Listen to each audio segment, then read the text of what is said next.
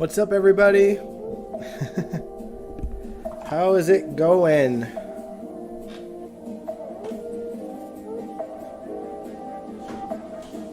Hope you're all doing well. Who do we got here today? We got Jacarius, we got Nathan, we got David, we got Sandy, we got Laura. Laura, I'm on the old time today.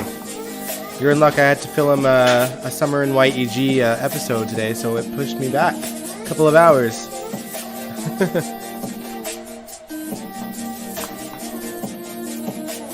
Hope you're all doing well tonight. Hope you had a good weekend. Been a bit crazy for me. Oh man, I don't know if you guys heard, but there was like a worldwide, or not worldwide, Canada-wide internet/phone/whatever outage because of Rogers, the company. I'm not with Rogers, so it didn't affect like my home stuff, but my work, we were down for the count for a whole day, whole 24 hours.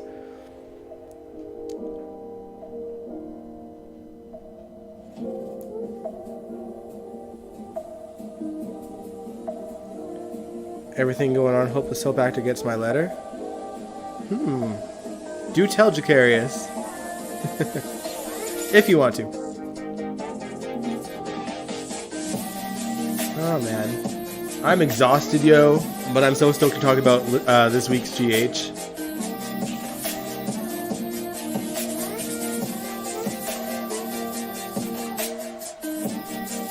Feels weird to start at 9:30 again, though. We were on a strive. Yeah, I went to the Edmonton International Street Performers Festival to film some stuff today. I might go back a little bit later this week to film some more, just so I can get some more of the street performers in. Because, you know, there's only one of me, so I can only film so much, you know?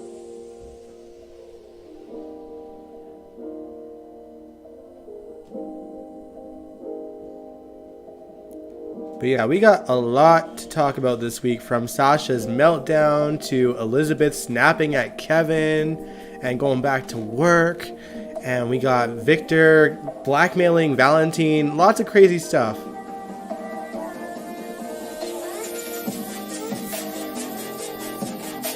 Carrie, she said, last week you wrote a soap actor a letter and he's from Days of Our Lives. He sent it around last Tuesday. Do they respond to that, or do they like read? Like, what's? I've never tried to send a letter to a soap actor before.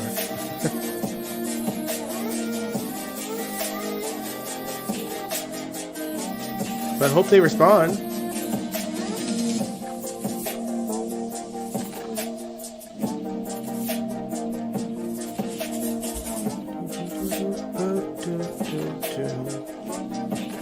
But yeah, whenever you guys are ready, we can get into GH, but let me know. Let me know. I don't want to start prematurely or anything.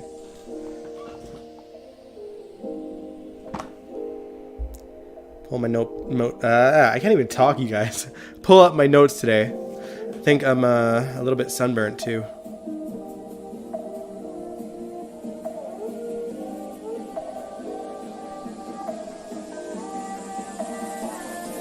She said his name is Carson Boatman and he plays Johnny DeMera. Okay. Sent it in the mail. Okay. Freddie, you said Sophia Matson slayed those. Yeah, she ate those scenes. Oh, I can't wait to talk about. That's the first thing on my list to talk about, actually. Oh man, yeah, she needs to win a daytime Emmy. So, you know, like, I'm surprised that she wasn't nominated, or was she? Did I miss it? I don't know. I don't think so. But was Sophia Matson nominated for the scenes where she lost Liam? Or were those scenes too late to submit? Probably too late, right? Because it was Christmas? Alright, y'all are ready? Sounds good to me. I am ready to discuss after I take a swig of water. It was a hot one in Edmonton today. Oh, it was like 26 degrees Celsius. And I was in the sun the whole day. I had this bucket hat, but, you know, it can only do so much. Alright, but I guess we'll start the show. Welcome to General Hospital MV, my GH after show. Let's get into it. It was an awful week for Sasha. She, Maxie, and Lucy were on set of Home and Heart, preparing to tape her appearance on the show. And of course, the photographer is lurking and asking Sasha if she needs more drugs, being a slime ball as per usual. Brando shows up to support her too, but it doesn't stop her from having another pill. She was desperate for it. It was awful. She was kind of a space case at first, and I'm not sure if it was the drugs or if it was nerves, but eventually she picked herself up and started acting normal, and, you know, she was killing it for a while. Up until another guest showed up, who was there to promote products for babies, and including a including a baby carrier. And they even had a baby doll for the demonstration, which, I mean, now, like, I don't know the protocols for television shows, but I would imagine TV shows, especially live ones, because Home and Heart was apparently live on the air, they would have to disclose, like, every little thing that happens live, right? Like, with their actors, or not their actors, but their guests, and all the people behind the scenes. So, I just, you know, it was a little bit unbelievable for me. Carrie said, "You're not a Sasha fan, but I was feeling bad for her." Yeah, I felt so awful for Sasha. I do like Sasha, but yeah, I that was hell to watch. And, you know, things went so horrible for her. Like, here's the thing. Things didn't go smooth for her, not just because she was caught off guard, but because they make Sasha wear a baby carrier, and they put a baby doll in the carrier with her, and in that moment, she pretty much snapped. Oh, Sandy, you said Sasha had you crying. Yeah, I felt so bad. I didn't cry, but I was pretty close.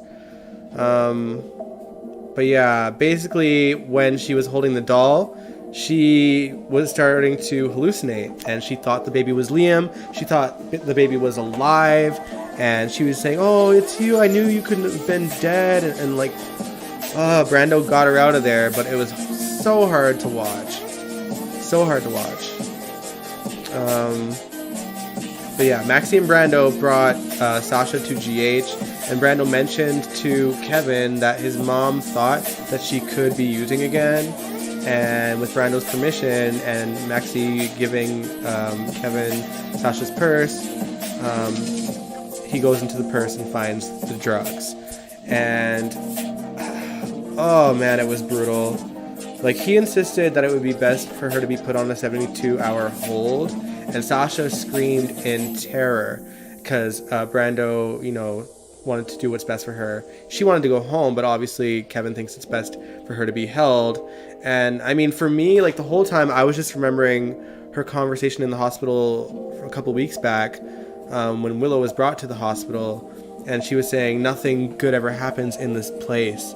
And so I can only imagine her mindset right now, especially being on drugs and going what she went through. Like, she probably does, I mean, obviously she doesn't want to be there, but it's probably so terrifying for her just because of the loss that she had the last time she was in the hospital, you know? But yeah, what do y'all think? I mean, David, you said, "I think that was Sophia's real son in the hallucination." That might be, yeah, you know, I seen the conversations about that, and like, based on the posts that Sophia has made with her son, it's been a while since she's posted a picture with her and her son, but the picture that she had on her Instagram and the baby that we see on there, they kind of look a lot alike. So there's I think you might be right, David. I think that might have been her real son. And, you know, who better? Oh, man.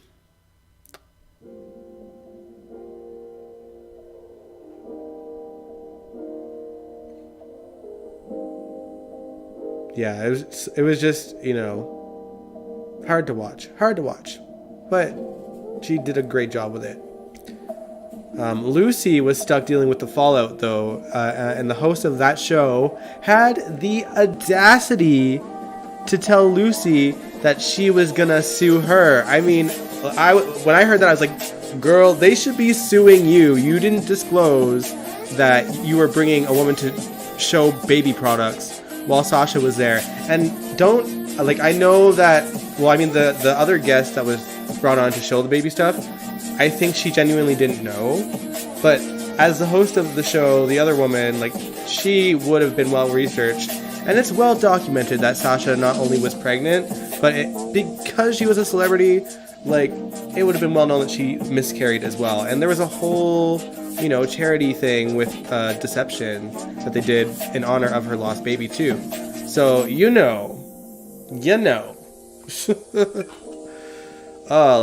that just made me so mad. But thankfully, and I think Jake, you just said it, child, the way Miss Wu gathered the host. Exactly, yeah. Basically, thankfully, Selena Wu came in for the clutch and put that bitch in her place. I had to say it, guys. I had to say it. You know, she basically gave her an ultimatum. She was like, you could either sue us, or what did Selena say? She's like, you could either, you know, bow out gracefully, or we can talk about how you treated Sasha on your show. And she's like, fine, like, have a nice day, tell Sasha I give her my best. And Lucy was like, I will. But also, Selena put Lucy on notice too, and she was like, you need to take or look after, or, you know, look out for your talent a lot better. I have a big investment in deception. Oh, yeah, she put Lucy in her place too. You know, watch your talent. You know, the thing is, like, and I think I've mentioned a couple times on the live streams before, but did they not, when Sasha first was addicted to drugs, tell her that she needed to have regular drug testing? What happened to that? Like, she's been, like, sporadically taking drugs for months. So, you know, like, what? She just never got caught? Sandy, you love Miss Wu. Yeah.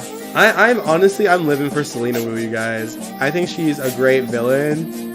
And, you know, she has her good moments, too. Like, well, I mean, she doesn't have good moments without an agenda, you know what I mean? But the fact that she has that power comes in handy for situations like this. Yeah, let's just make her the leading mobster of the show. Let's just throw Sunny away. Nathan, yeah, another plot point forgotten by the writers. Indeed. Oh, man. But yeah, from one baby plot to another, let's talk about Willow and Michael. Let's just get it out of the way, okay? As for Willow and her pregnancy, she's super happy about it. You know, she's just beaming at home and talking about how this time there's a lot more love because she's not in fear of having to hide her baby from Shiloh. So, you know, she's beaming. But the one thing that I'm kind of confused about is that she was supposed to get more tests, right? Like, because the first time she fainted was before she was even pregnant. And TJ said that there were more tests to be had anyway. But he just, stopped after the pregnancy thing? Like, clearly something is wrong with the girl.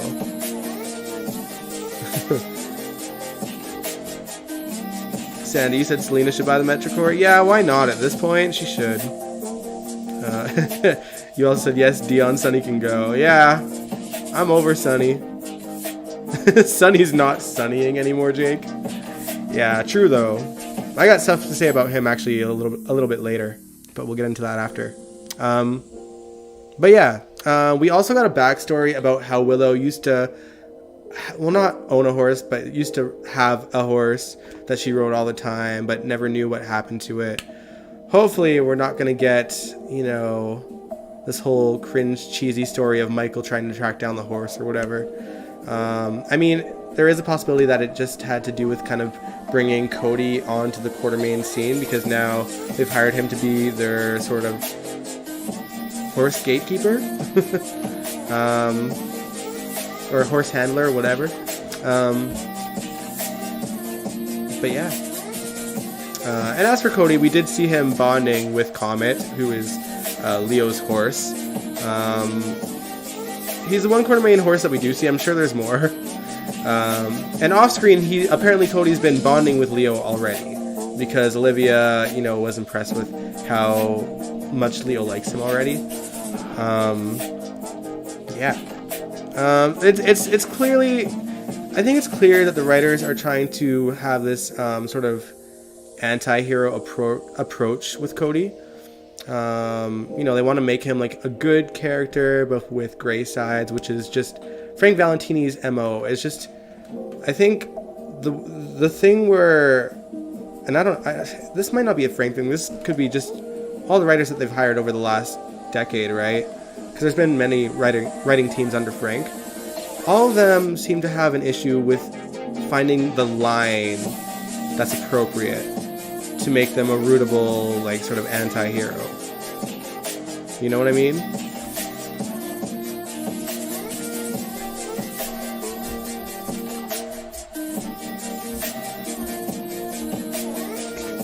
Oh yeah, and they also are clearly trying to put Britt and Cody together, since they were a match on Society setups. Although I feel like Spinelli may have tried to set that up on purpose, because he's clearly trying to get, I don't know, we don't know really what's going on with Spinelli. It has something to do with Society setup. He's in that company up to his neck somehow. But yeah, earlier in the week as well, Spinelli tried to put Cody on notice by showing that he's, you know, good friends with Sonny Corinthos. But it kind of backfired on him, because obviously Dante is Sonny's son. And Cody was like, yeah, you know, Dante was my best bud when we were children. I think Sonny, you know, he knew that something's up with Cody, and Cody's doing something with Spinelli. So he's keeping an eye, but, you know, it'll probably just get brushed under the rug like everything else. Jake, you said you want to know Cody's connection with Faison. Yeah, I do too. If there was any at all. There must be. He clearly knows Faison and knew Faison well. Freddie, you said, I'm saying it now, Ms. Wu should be the mob queen of Port Charles. Absolutely, I agree. Sandy, these are the worst writers GH has ever had. No, they're not obviously they're not the best. Ron Carlivati to me was the worst writer GH has ever had in the history of the show. Nathan, you said these writers don't know what they're doing with Spinelli. Yeah, it just seems like he's floating around. Like, it's like they have a story for him, but they haven't ironed out the details, and it's obvious because it's dragging on so long. You know what I mean?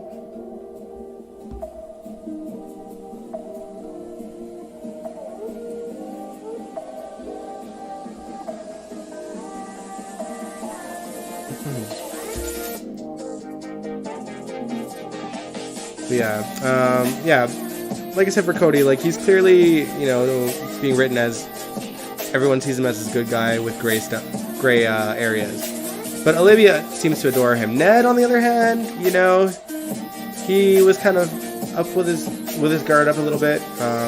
But Olivia does rein him in a little bit too. And speaking of Ned and Olivia actually did tell Ned about what happened with Carly and her part of the Metro Court. And Ned actually offered to, you know, help buy her part of the Metro Court so that she could have it back. But Olivia told him she doesn't want that to happen. You know, Carly is too headstrong. She wants to get herself out of this situation. Drew offered to help Carly too, as you guys know, and she turned him down too. And then Sonny, who heard from Nina what happened, he offered her help as well. And Carly obviously turned that down too. But Sonny was just downright rude about it. Like, he was just like, remember this day. One day you'll soon have to pay to sit by the pool that you used to own, and you'll know that you turned down my help. And you had to kind of live with that. And I was like, that is harsh, dude. Like, what a dick move. Sandy, you said they have given these characters new personalities.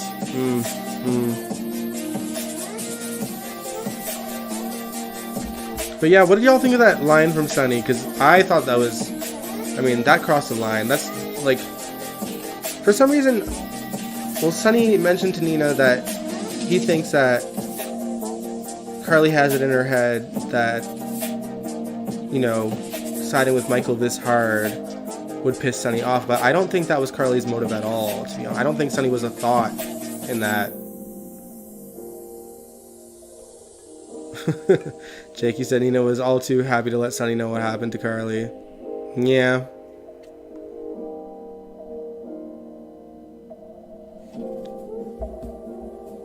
Oh, man. But yeah, that comment about the pool, that just, like, that rubbed me the wrong way. I mean, I'm obviously, I don't think a lot of us like Sunny lately, but that seemed harsh. Like, like, why are you kicking her when she's down, dude? That's how I feel. You know, she had a bit of a cry after that at the pool. And Drew, you know, gave her a beer. Nathan, you said that was cruel from Sunny. I won't lie. A part of me was glad she didn't accept help, but somehow, some way, I think Carly may allow it in the end. I mean, if Carly can get the Metro Court back on her own, then that's fantastic. I just don't see how. Really don't see how. That pool ain't gonna be hers for much longer. Oh, speaking of the pool, though, and we did talk about this Wednesday, but we gotta talk about it again. Let's rewind things back from the beginning of the week. We got some entertaining scenes with Trina and Spencer and Esme and Joss and Cam at the start of the week. Spencer and Cam were putting their horrible plan in motion to try and get Joss and Carly's DNA for Spencer's stupid plan to convince Esme that he found her birth mom. Spencer called Joss up the porn queen of PCU, and Joss pushed him in the pool, and then Esme pushed Joss in the pool. And then Trina pushed Esme in the pool. And then Trina, she stayed a drag queen. I loved those scenes. They were so funny. And I don't know if you... I talked about this too, but there's a blink and you miss a moment that Spencer is so impressed and smiling at Trina for pushing Esme in the pool. And the second Esme turns around, his face goes serious. Like, it's not focused on in the camera shot, but if you rewatch it, you'll see it.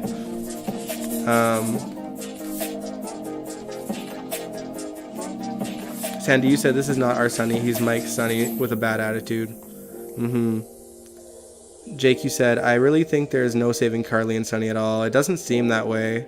I was never a big fan of them to begin with, but, like, the only reason why I kind of accepted them is because the last person she was in a relationship with was Franco. And I was like, yeah, no. DG, you said the scene with Sasha was so lame, she overacted. Well, that's a piss poor opinion. Freddie, you said since Sunny came back from Nixon Falls because of delusional crazy Nina, Sunny's just as soft and mushy as baby's food, and I don't like it at all. True. Let's see. Oh yeah, and Carly instantly banned Spencer and Esme from the Metro Court, which, you know, her prerogative. And she kind of just shook her head in disappointment at Joss. But I think Carly was probably secretly impressed, honestly. Alright. Let's see. Let's talk about... Oh, wait. Just curious, you said I love Tamara's Carly like she had chemistry with Sunny. I think... It's interesting to me because, you know, like, Laura Wright... she's a fantastic actress. Laura Wright, I think she made Carly her own. And she, you know, she plays well off of Maurice. But I would think that, I don't know. I just think they don't have bad romantic chemistry, but I think Tamara and Sarah definitely had better chemistry. With Maurice for sure. If Valentini was smart, he would try to get Vanessa Marcel back. See, you know what I think, DG, like, I don't know if you've ever, like, seen Vanessa, but she always seems to hint that she's coming back, and it never comes to fruition. I honestly think I think Valentini would want Vanessa back. You know what I mean? Because, you know, Sunny and Brenda, they were essentially lightning in a bottle. But at the same time, it does come down to the writing. And, you know, they've had popular couples back on their show several times, and they've kind of sabotaged the majority of them. Like, you know, they got their hands on Robert and Anna. They got their hands on Jason and Sam. They had, you know, all these popular, you know, couples in their grasp, especially, you know, during the 50th anniversary a few years ago. Now we're almost at the 60th one. Jeez. But yeah, it's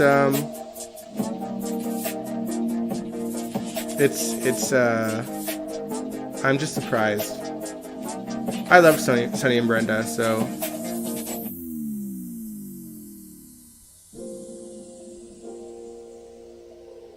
The last time Vanessa came back, it fell flat.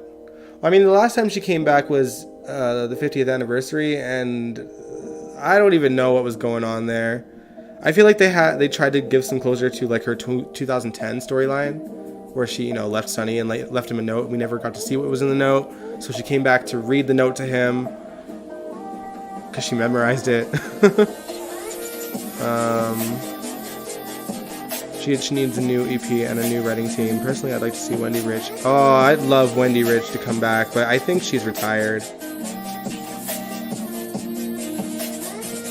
There has to be politics preventing VM from coming back to GH. If someone is getting in the way, MB... Yeah, Maurice definitely wants her back. Like, Maurice and Vanessa seem to have a good off-screen relationship, too. Like, she was at his daughter's wedding.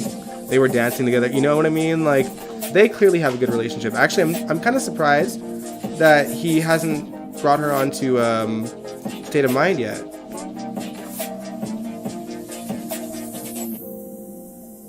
DG, he's too interested in getting his old One Life to Live pal's jobs back. Oops.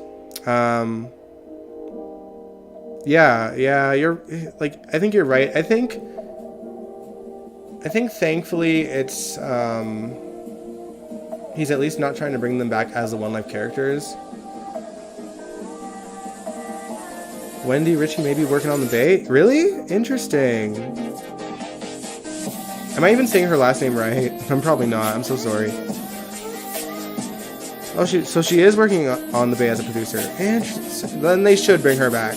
I don't think she would do it though, because the Bay is kind of like a short series, whereas GH is like all year round, right? Maybe Vanessa Marcel might come back when the show ends and Sonny and Brenda can ride off into the sunset. Yeah, it's interesting, like, you gotta think, like, if the show were to end, what would be the couples that would ride off into the sunset, you know?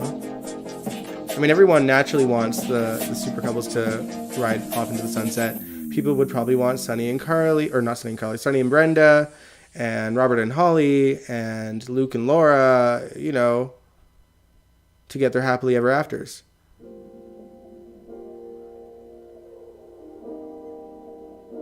The last time I watched the Bay, she was EP, and her name is pronounced...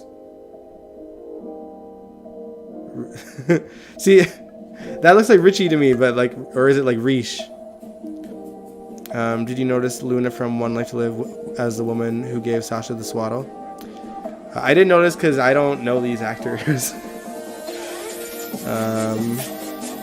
Heard the tea about JFP. I heard she was body shaming some of the cast.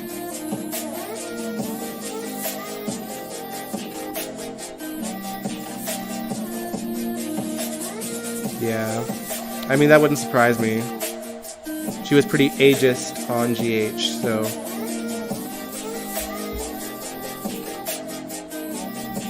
All right, let's talk about Elizabeth, because I'm excited to talk about her too, because we finally got to see her after like however many weeks it's been that she's been MIA. It honestly kind of felt like she got nowhere this time. Like, she still seems like lost in a fog. And then, you know, at the end of this week, Kevin brought Jake to visit her, which she was happy about. She was happy to see her son. And Jake brought up Elizabeth's parents, which set her off a bit. And of course, Kevin picked up on it. And he basically got Jake to wait in the car and wanted to question Elizabeth about her hatred for her parents. And, you know, Elizabeth was honest. Like, she's bitter because they pretty much dumped her off at her grandma's and, you know, never looked back, essentially. and they've not been there for any of the major moments in her life. And it seems to be something that she hasn't really dealt with. You know, she's kind of shoved it down and just focused on her kids, which, you know, I can't blame her. Like, you know, when you have shitty parents, you don't want to think about them. You just want to focus on the family that you have now. And, you know, I guess now, like, well, at least we know, like, the last couple of years, they've been trying to reach out to her here and there.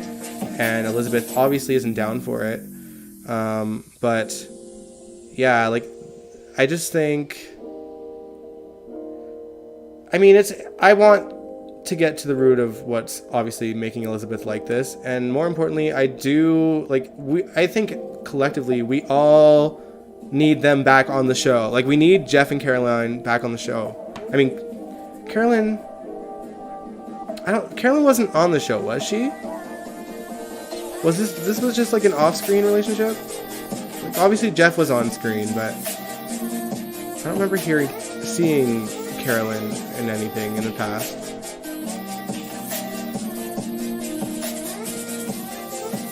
David, you're worried about... Oh, let me scroll up, because I'm missing stuff that you guys are saying. Wendy was on the Locker Room's YouTube channel sometime within the last 6 months. She looks great despite being in her 70s, I believe. David, you said I'm worried about Finn now. You're tired of the writers bringing up Jeff and Carolyn if they're not going to write them back in the story. Yeah, they need to bring Jeff and Carolyn back on screen. It is ridiculous. It's like every single year they bring them up and we get nothing. This is the most that they've focused on them now. So if they don't bring them back before the end of the summer, I'm going to be pissed. Y'all got the summer and then I'm done. That's how I feel about that. Shakira, she said Liz needs help. Yes, she does. Okay, yeah, DG, Carolyn was never shown. Okay, that's what I thought. Jake, you said this August will be Rebecca Hurst's 25th year on the show. Damn. Rebecca's aging so gracefully. My God. Yeah, to acknowledge Carolyn was never cast. That's what I thought. But yeah, so basically when Kevin was talking to Elizabeth about her parents, she snapped and threw a puzzle across the floor, and Kevin's like relieved because like now I'm getting somewhere. But then Elizabeth decides to check herself out of Shady Brook. This girl. DG is about to give us some more facts about the show. Jeff wrote a letter to Ann Logan, his ex, and his brother Rick, telling them about meeting Carolyn and falling in love with her in 1981. Okay. After Richard Anderson left the role. Okay, cool. Nathan, you said Finn may get stabbed or even worse because of Biz. Yeah, so yeah, Elizabeth tried to go back to work, and when Britt said there's just some red tape that they have to go through with HR and the board, Elizabeth basically threw a hissy fit about it, and Terry, she had to side with Britt because it's just the protocol of the hospital, which, you know, obviously puts Terry in a kind of a bad position, you know, as her friend, but it's just the reality of the situation. And then Finn catches up to her too, because he went to Shady Brook or did he go to Shady Brook? I can't remember if he went to Shady Brook or oh no, he did go to Shady Brook and talk to Kevin, and that's when he found out that she checked herself out of the hospital, or out of Shady Brook. And then he runs into her at GH, and she tells him that she's ready to go all in with their relationship again. And yeah, I agree, guys. Like, Finn's probably in danger. I mean, Elizabeth's probably in more danger to herself, but yeah, we'll see if she snaps. I am nervous for her. And for Finn. And for the kids, honestly. Because I just keep on thinking about how, you know, Cam was right next to Liz when she was cutting up that photo, and she was just holding on to those scissors. She could have stabbed the boy, you know? And if Finn hadn't walked in, like, who knows, right?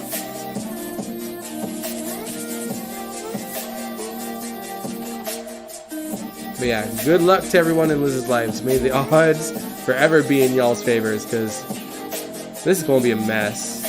Oy. But at least they finally picked up on the story again.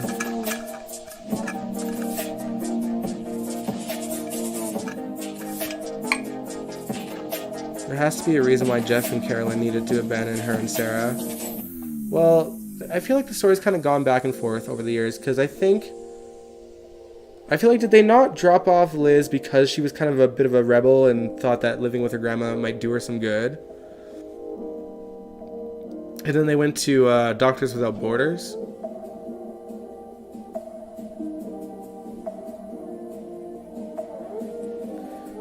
But yeah, it's I guess we'll find out what the writers will make the canon story for Elizabeth's past, I guess.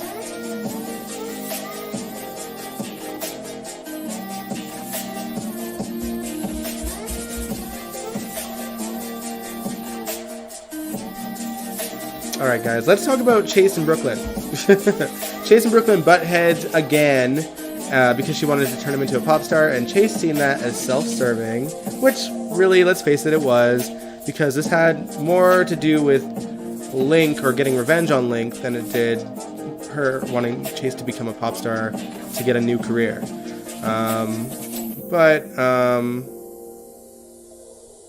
Nope. GG, you said yes when Liz was first introduced. She was a delinquent who smoked and jumped out of Audrey's window after curfew. Yeah.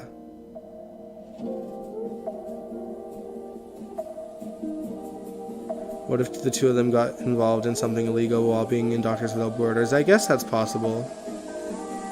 Yeah, I want to know the story. Like, we need them on screen, and we need the whole truth and nothing but the truth.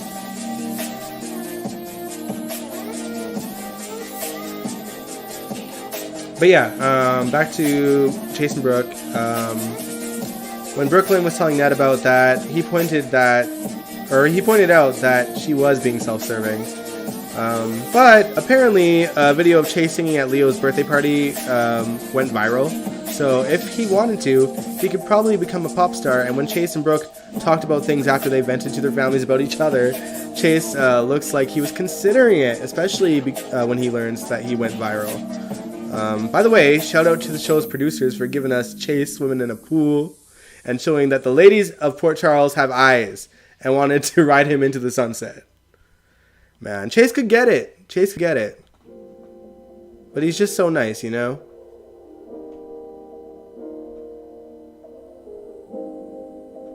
DG, you said, this would be a good story, but for years the writers turned them into selfless saints after Jeff left town. Yeah, that's true. Freddie, you said that no wonder the actress that played Esme looked familiar. She's from that Crazy Lifetime movie, My Daughter's Psycho Friend. Kudos to the writers of picking the actress to play Crazy Esme. That's probably why she got the role. I'm sure that they've seen her other stuff, her other work. Because I would imagine, especially during, there would have been still like COVID times when she auditioned for the show. So odds are she might have had to send a reel in first, right?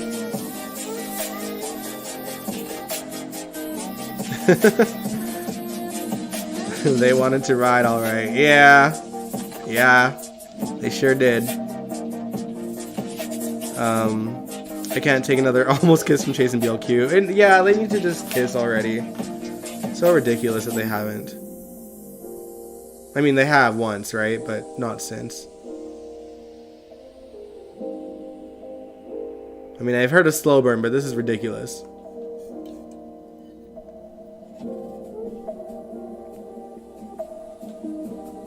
Alright, let's talk about Chase's father, Gregory, and Alexis. There's only a bit to talk about with them. But we got a bit more of Alexis and Gregory challenging each other when it comes to the invader.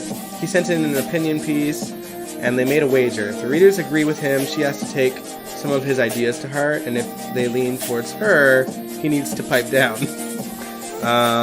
It's kind of interesting how this story kind of lapses with real life Nancy a little bit, because we know her to be opinionated strongly. She's not a writer, obviously, but she's opinionated. I can't talk. I'm sorry, guys. She's opinionated on Twitter.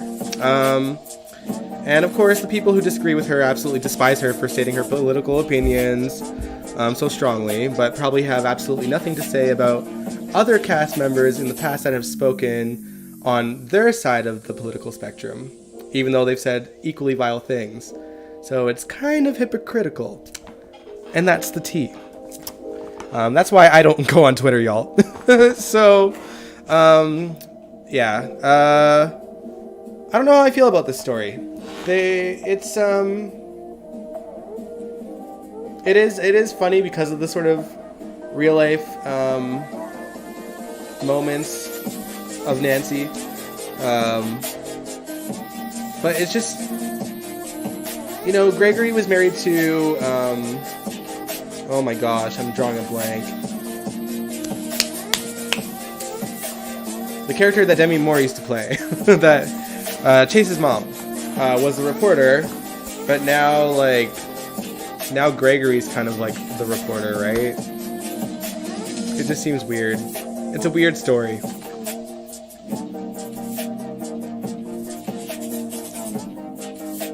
Yeah, Nancy Lee Grahn is leaving GH for a while until she returns.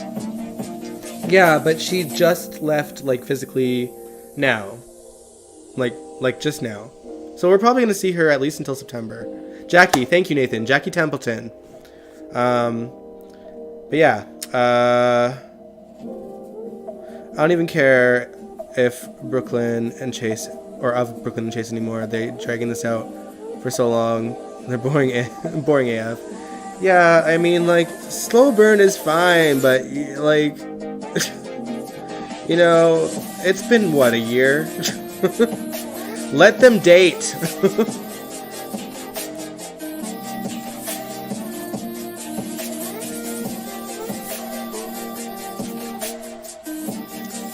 Don't worry, DG, she'll be back. Well, like, honestly, well, Ingo was never quiet, though. So that's bullshit. FYI. Ingo was just as loud and opinionated about the right as Nancy was about the left. So, you know, Ingo wasn't quiet. He didn't let that bother him, obviously. But no one rails Ingo for that. So, it is hypocritical in my opinion. You know, when Nancy says something, they're like, oh, don't bring politics into it. But when Ingo speaks about politics, he's allowed to. That's what it is. I just think it's silly. The double standard.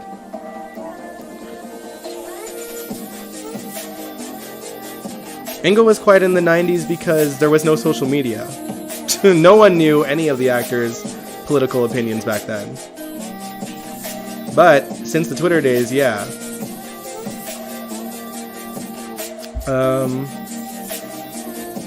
Alright, moving on to Valentine, because I gotta say, in a surprising turn of events, and I never thought I'd say this, he had the most interesting, you know, story this week.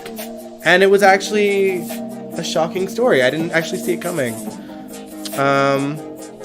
But yeah, it had nothing to do with ELQ, because, to be honest, that never interested me to begin with.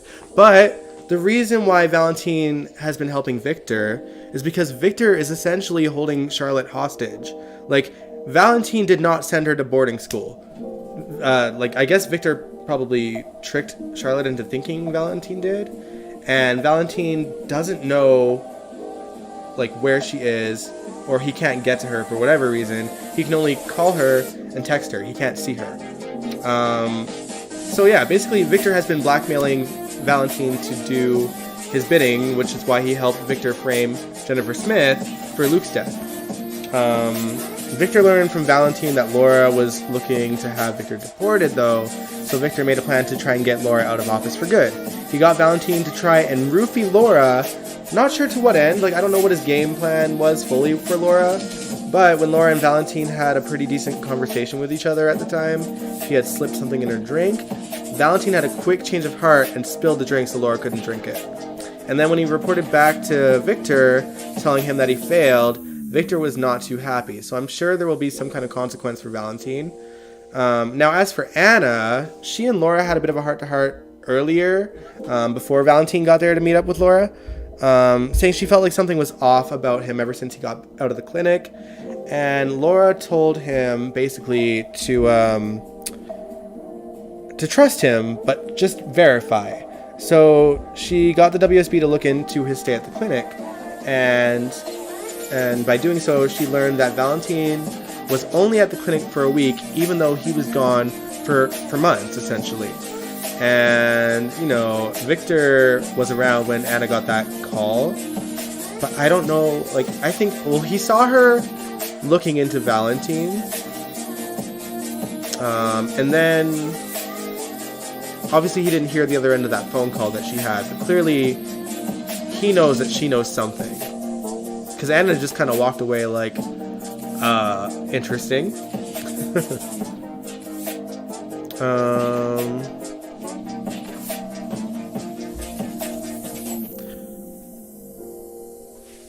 She said, I still wish social media didn't exist. Yeah, like, it's a double-edged sword, because there's a lot of good things about it, but the horrible things about it are truly horrible. Truly horrible. Because, you know, I did see that Nancy's daughter, Nancy Legrand's real-life daughter, is getting death threats from people with different opinions of her, and that's bullshit.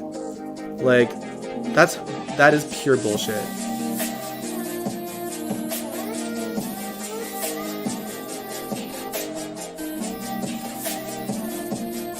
Nathan, you said you're not wrong at all. There's double standards even though both sides are hypocritical. Yeah, exactly. Yeah, I'm fully aware. Like, both sides are very hypocritical towards each other. It sucks. Jacaris, you said I cannot stand Valentine. I can't either, but at least we know why he's, like, suddenly, like, you know, being bad. You know what I mean? Sandy, you said Victor still has Drew under mind control. He may get Drew to do something to Laura. Does he?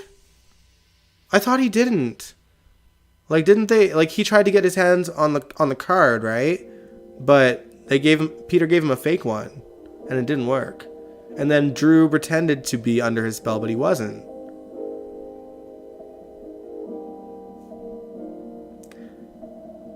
And as a WSB agent, dating a Cassadine is way stupid. Yeah, well, I mean, she also dated a mobster. Social media is what you make of it. I love it, though I'm glad I didn't grow up with it. Yeah, same here, DG. Like, I do a lot of stuff on social media, like, even aside from this stuff, obviously. Like, I also do music promotion for local bands here in my town. And I also do, like, promotions of, like, the festivals and things that go on in the summer here, too, with social media. So it's got a lot of good things. You can showcase a lot of good. If you know how to use it correctly, then, you know, there's a lot of great things that can come of it. But I think there's a lot of people that just use it for personal stuff, and that's where things kind of get a little bit, you know, muddy.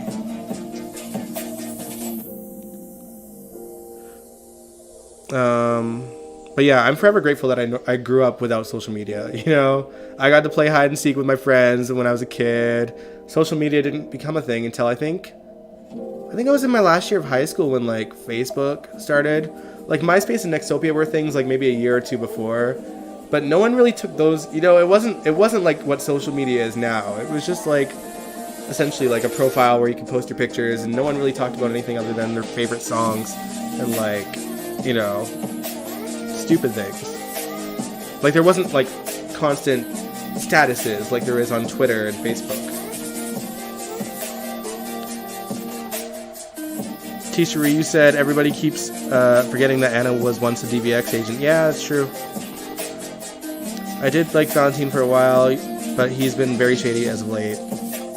I haven't liked Valentine since they brought James Patrick Stewart on, and that's not to say that James Patrick Stewart isn't a decent actor. It has nothing to do with that. It has everything to do with the writing from the jump with Valentine, because, you know, and I've talked about this a lot. The Valentine story that we got in 2009, long before James came into the picture, made Valentine seem like such a terrifying entity, and then they made him essentially a hunchback that was like that people feared because of his looks. You know what I mean? Like, it was such a dumb, like, retcon.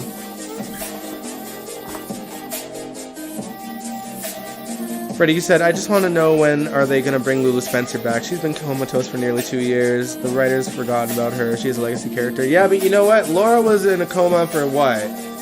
2000, what? I think it was 2002? And then 3, 4, 5, 6, and then she was back for a month, and then 7, 8. 6 years.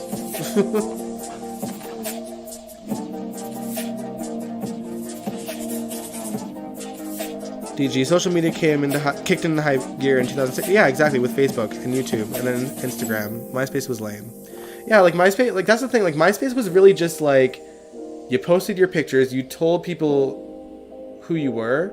And the only thing that you'd really change on your MySpace was like the song in your profile or like the background that you used for your profile. Like you weren't making like, you know, what's going on with you today kind of posts. You could like post videos of like concerts and stuff too and like new pictures. But that's really all people did. Like there wasn't statuses where you're, you know, telling people your every last thought. Yeah, Anna was a double agent. Very true. I don't like James Patrick Stewart as Valentine. I want the character to be better looking and more masculine and more threatening. Yeah, like honestly, I mean, it's funny because I don't know. Were you watching when Valentine first came on as James DG? Like, he had the worst porn stash. Like, he looked truly ridiculous. Seriously, he looked truly ridiculous. And yeah, like, not what I thought at all. I forget who was supposed to play Valentine, because they actually did cast him, but then he got cast aside, literally, by James Franco wanting to be on the show, and then they dropped Valentine's story completely. Which is why I've always been bitter about Franco, too. Doesn't matter who plays him. Matt, okay, there we go. Thanks, Nathan. Matt Borlangi, who played Brian Bodine on AMC back in the day, was supposed to play Valentine, which would have been great for him.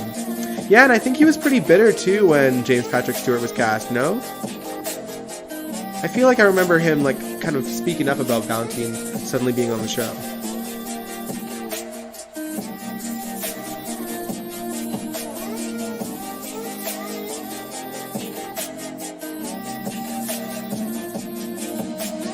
No, I wasn't watching when he first came. I turned off GH totally after Tony Geary retired. That's fair. Yeah. Valentine had a porn stash, dude. Like, he looked ridiculous. I don't know if the scenes are on YouTube. If they are, then you should look them up. It's so dumb. Never been interested in Franco at all. Yeah, like, he should have died with that trilogy. He should have never been brought back.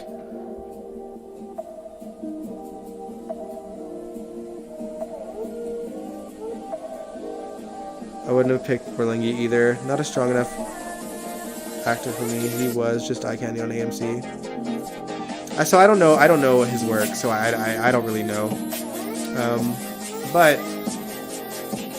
we don't know what really Guza had in store for Valentine, other than Helena feared him.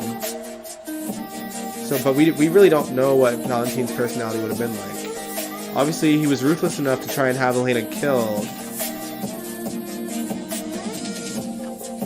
And, you know, he was, like, poisoning her for months. I saw a clip of JPS's first days the other day. Alright.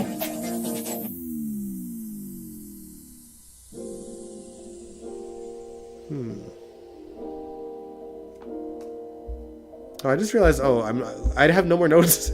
I have no more notes, you guys, for GH.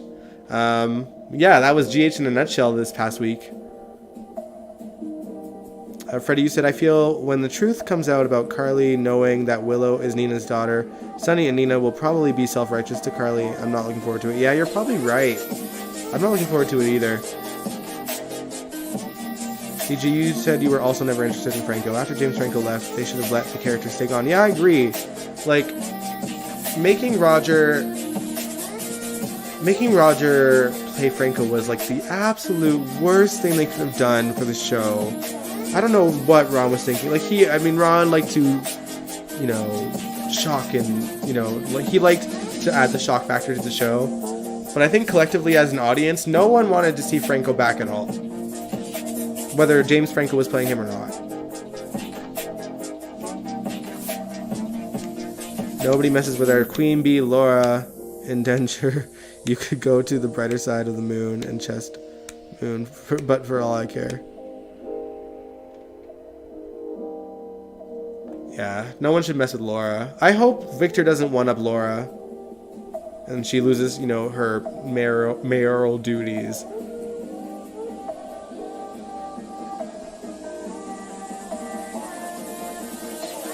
Roger Howard should have been Austin or someone new.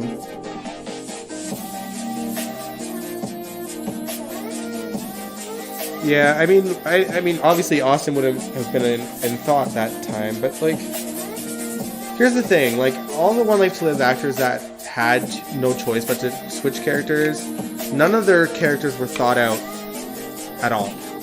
You know, like, Kristen Alderson, like, she was brought on as Kiki. Kiki was just kind of floating around the whole time that she played her. Like, she had no purpose other than being Michael's girlfriend.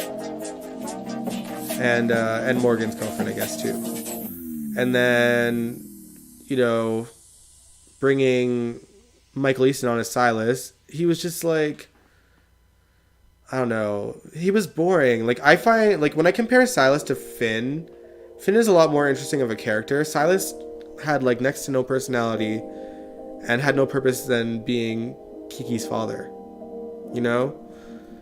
And then Roger Howarth, like, I don't think Ron Carlivati put any thought past the fact that Roger and Laura had decent chemistry together.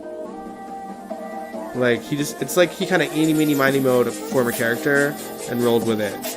And didn't think about, oh, like, Franco got Carly's son raped in prison. Like, and he tried to, you know, retcon so many of the things, but, you know, the audience saw what they saw. Like, you know what I mean? That's not something that the audience would just accept. I think he basically beat the audience down to a pub where we just got tired of fighting tooth and nail with him every single day. I felt tired because I was just like, we're not getting rid of Franco because Roger Howarth is too loved by Frank and Ron.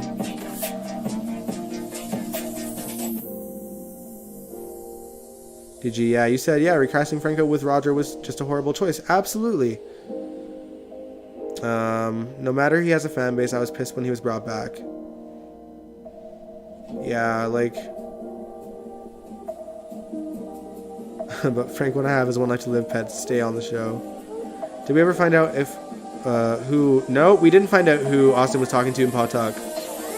That's just another story that's been pushed under the rug for now.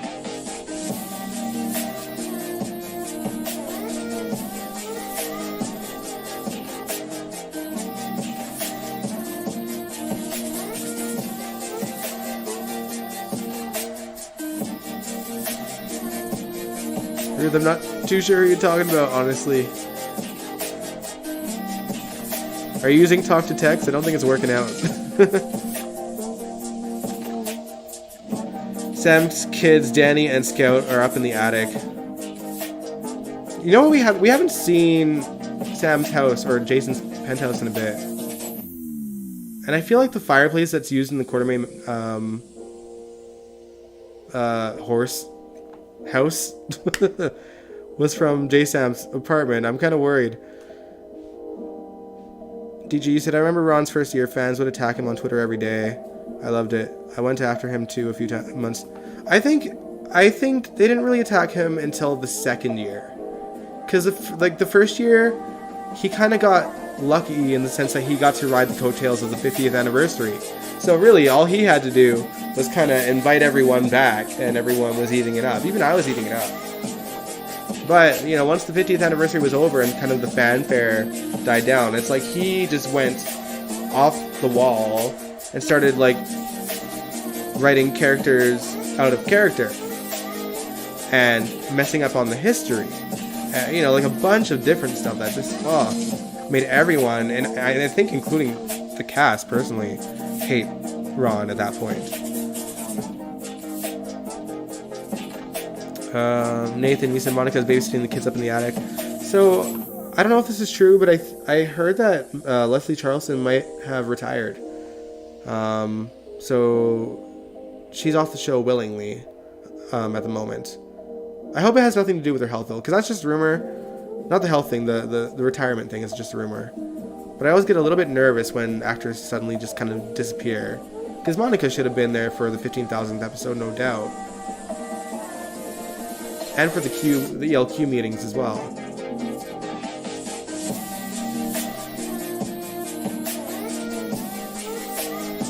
Ruthie said you hate records, especially when they're more like red herrings and they're boring.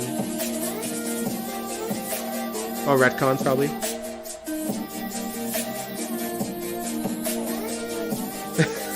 You're right, it was the second year, but then we knew he sucked. Exactly, yeah, like, you know, like, I think any writer, like, would have been smart to do as much as possible for, like, a 50th anniversary year, you know?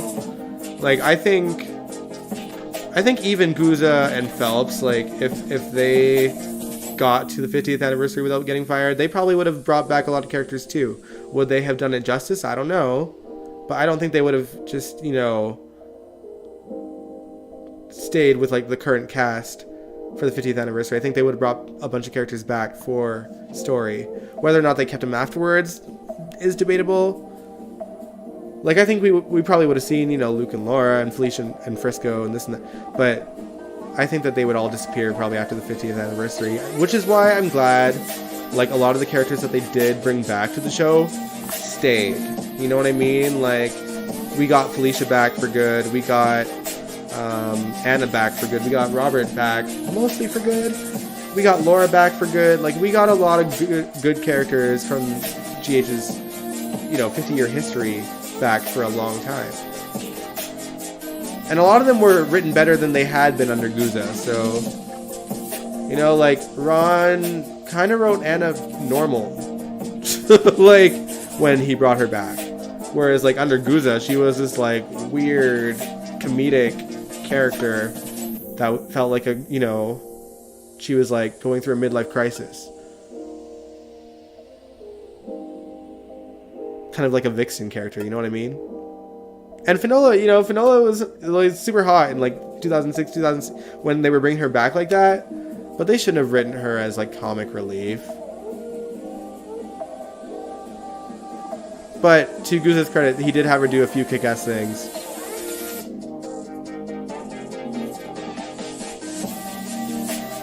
It took them 8 years to kill off Franco, right? Nathan, you said she may be retiring at some point, but I wouldn't be shocked if she already did. Yeah, like, I mean, she's done her time, y'all. Like, she is the longest running cast member, I think, at this point, that's still kind of on the show. Now it might be Jeannie and Ken. But, yeah.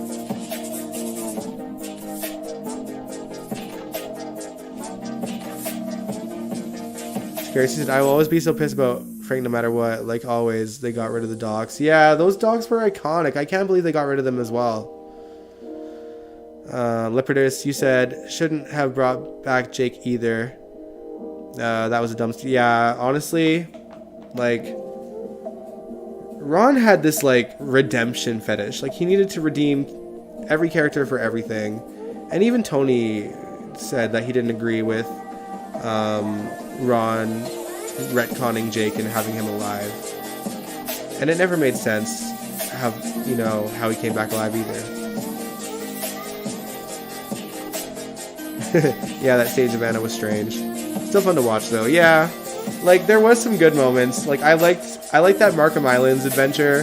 That's when Anna first seen Robert after however many years it was, and seeing like, I mean, you gotta admit, like seeing Finola and Emma Sams and Tristan Rogers and Tony Geary and like a grown-up Kimberly McCullough with Jason Thompson and, you know, Julie Berman as Lulu and Dylan as well. Scott Clifton's Dylan at the time. Like, that was a fun-ass story, even though all the characters were written ridiculously.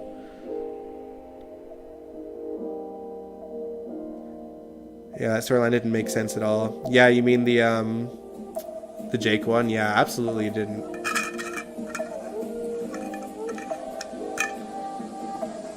We reacted to that. Yeah, we did. We didn't react to the whole story, but we reacted to, like, Anna and Robert reuniting for a bit. I'd love to watch that whole story sometime, though. I think they are going to have a DNA on Carly and Joss to look like they're not related. Esme may have something to do with that. That would be interesting if they pull that. That would mess with Carly and Joss so hard. But, I mean, I think collectively everyone, probably even in Port Charles, like, can see that Joss is Carly's daughter.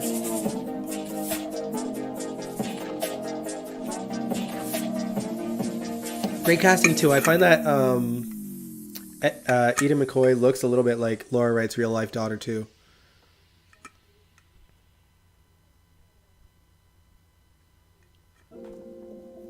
My favorite GH Reed, Jacarius? Mean like call out scene, like a character calling out another? If that's what you mean, there's so many good ones. There's too many good ones. I mean, and we've talked about them even on the show. You know we've talked about Jacarius because we've reacted to some. Like, obviously, Lulu reaming Elizabeth out to shreds in the hospital was iconic. And my favorite line for Carly under Laura Wright to this day is when she was confronting Elizabeth about Jake being Jason's kid. And Elizabeth was like, "We made a miracle," and Carly just clapped back with, "You made a baby. Any bitch in heat can do that." Like that, like that cracked me up for like a good half hour. I was like crying, like, and I liked Liz even back then, but that was such a, it was too good. It was too good. Liz shouldn't have had a baby with Jason. Only Sam and maybe Courtney, but not Liz. Yeah, there was a lot of mistakes in 2006. I mean, they called that the summer of sleaze, right? Like, that was a weird-ass summer for GH. Like, Liz slept with Jason, and Sam slept with Rick, and Alexis had cancer, but I don't think they ever really implied at the time that she slept with the mayor. But Rick did see them comforting each other. But I don't think Rick knew that she had cancer at the time, and I think she confided in the mayor. Maybe. I think that's what it was. Their affair was written, or their like one night stand was written, I think, under Ron Carlivati.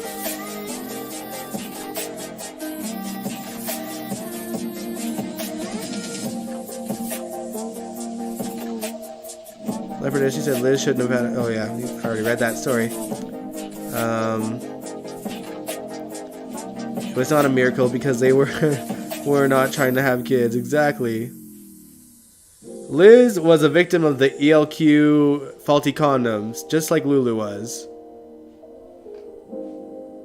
Liz ran up 15 flights of stairs in a blackout. Yeah, she did. That made no sense back then in 06, but I guess they wanted to shake things up since things were stable. But at the same time, just know on what happened. Yeah, like, that was rough. Like, Sam, like, the character, like, probably suffered the most from that. But I did like Sam sort of finding herself away from Jason, though. I enjoyed that part of Sam's story.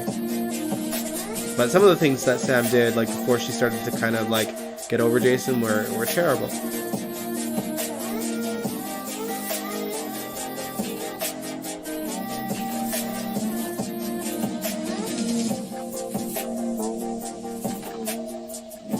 And Julie acted her ass off in that abortion story, though.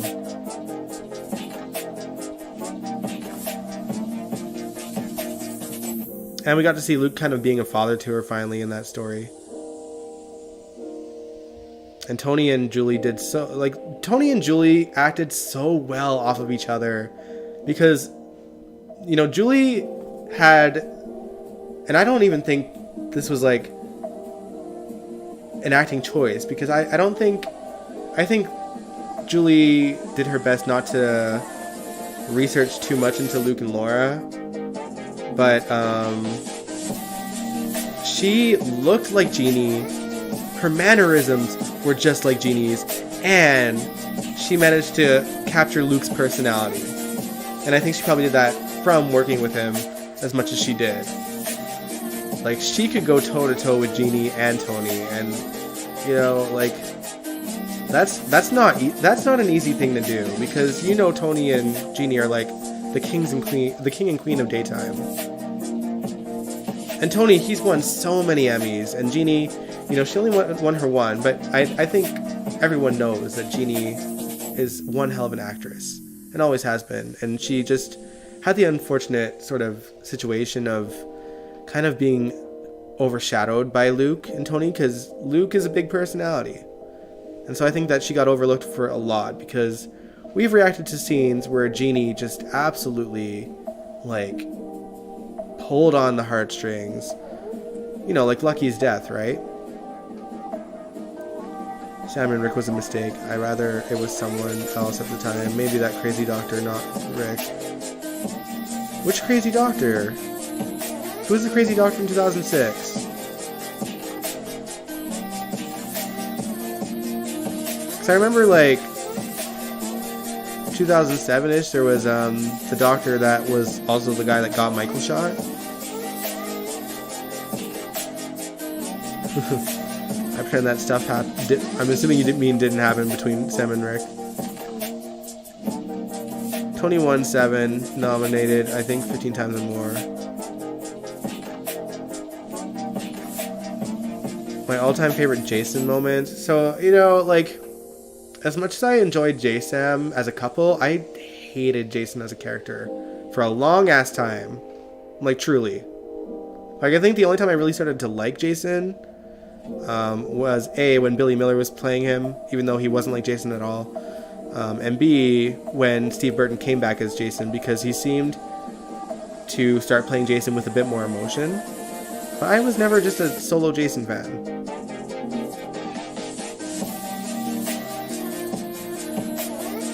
Oh, the one who was selling the drugs. I'm still drawing a blank. I gotta think back, man. 2006 was a weird year. If you remember the character's name, let me know. I'll probably recognize the name.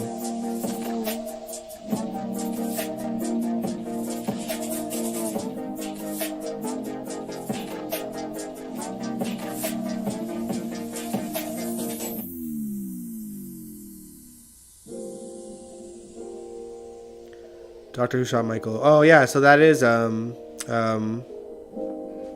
Ian Devlin, but that was 2007 that he came on, so you know, he wasn't on in 2006 yet. And by the time he did come on, she was dating Lucky.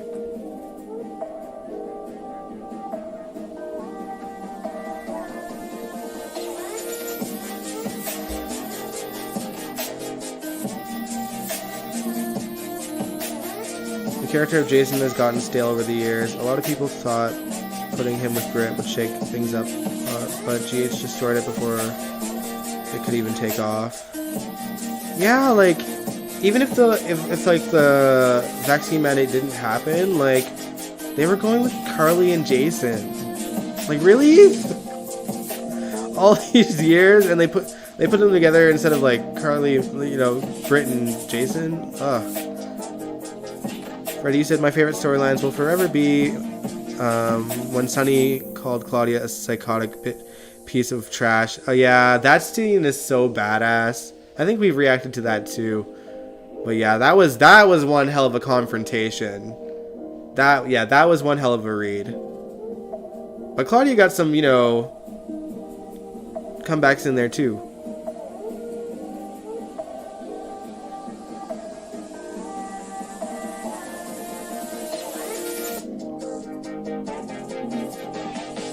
Metro Court Hostage Crisis in 2007 as well. Yeah, that was a great story.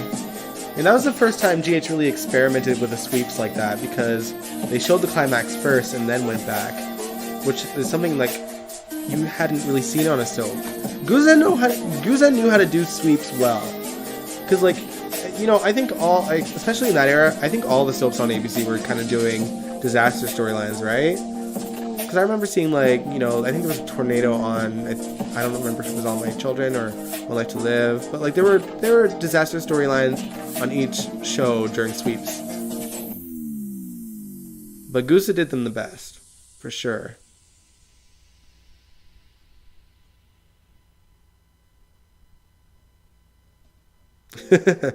Jake, you said that scene made me feel as if Sunny was confronting me. The impact, yeah. Maurice ate that scene. Maurice can do his thing, you know what I mean? Like, he can be terrifying. And it's so funny because Maurice himself is such a, like, teddy bear. But, but yeah, he can eat a scene when they give him the material. Leopardess, you said that you stopped watching when they put Liz with Jason. They put Charlie together for their 25th anniversary as knowing each other. I'm glad they didn't have sex. Yeah, thank God Sunny came back when you did, hey? Well, All My Children and One Life to Live both had tornadoes. Okay. I don't know if, like, was it all in, like, that Guza era, though? Like, the 2000, like... I feel like the big sweeps era for GH started with the Port Charles Hotel fire, right? There wasn't really, like, a major disaster storyline that lasted, like, a sweeps month before that.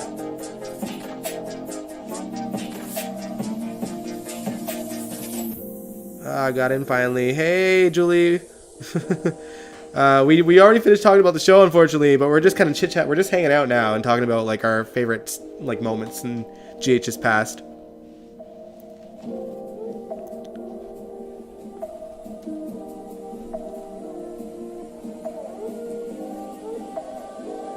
T-shirt. I know you're asking Leopard this question, but I think he definitely had more chemistry with Sydney, in my opinion. But we haven't really gotten to see really much of Tabiana and Nicholas either, because by then she was already hating him a little bit.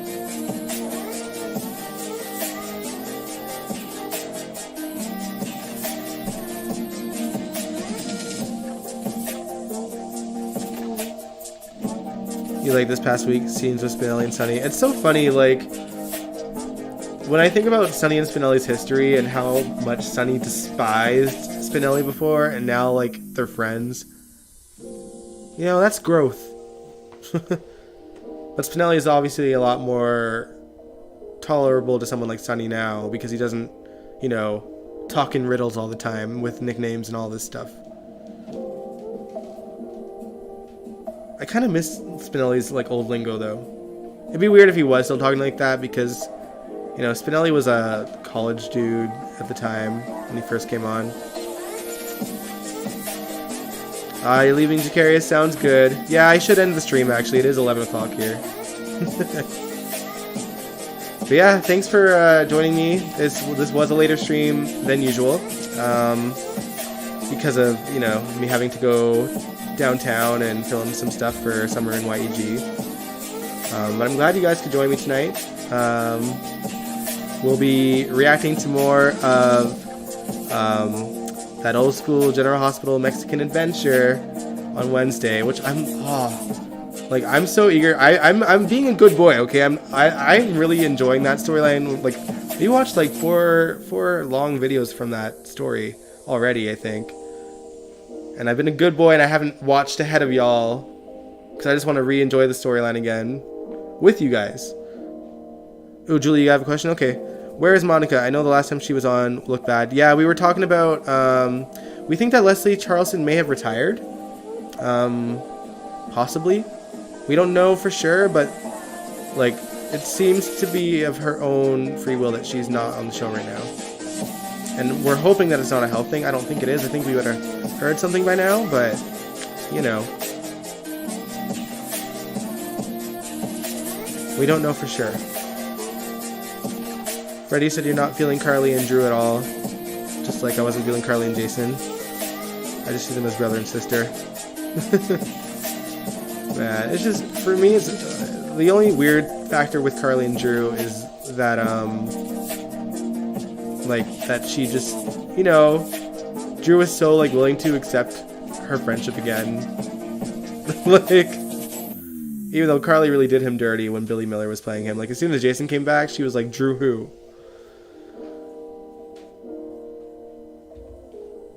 But yeah, guys, I'm going to peace out now. Thanks so much for joining in, everybody. I had a really good stream with y'all. I always enjoy streaming live with you guys. But yeah,